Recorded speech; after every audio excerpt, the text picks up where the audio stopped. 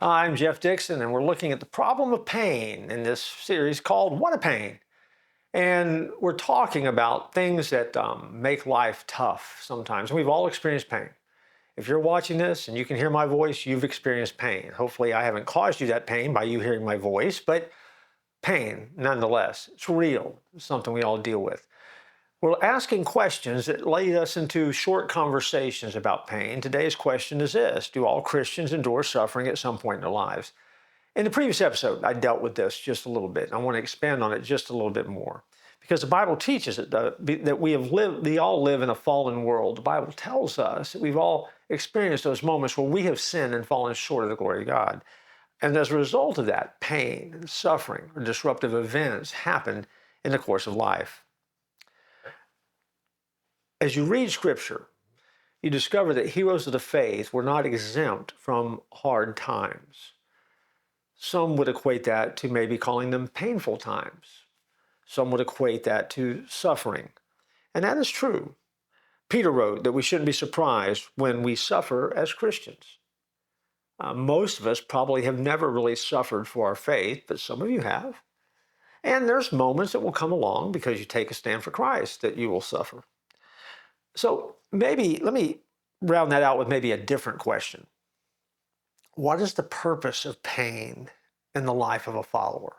I mean, couldn't God exempt us from it? And the answer is sure he could. And you have no idea, and I have no idea of how much pain we have avoided because God has chosen not to place us in those environments. That God has miraculously intervened and pushed back the pain before you ever felt the first pain coming. But there are other moments when you're in the midst of it.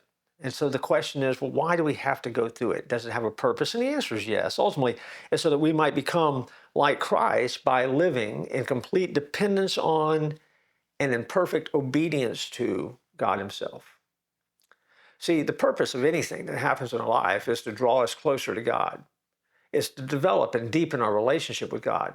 It's for help us to understand that we have a need to connect with God in a way that goes beyond anything that we might imagine.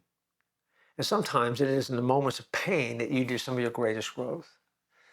Do I wish that I was exempt from it? Sure. Would it be better if I was exempt from it and you had to experience pain and you could tell me about it? No doubt about it. But you also would wish the same for yourself, that you could be exempt and maybe I could just share from my experience pain. But at the end of the day, we all understand it. Pain is a reality. And pain is something we have to deal with. But suffering as a follower also has another purpose. It helps us to identify with the sufferings of Jesus.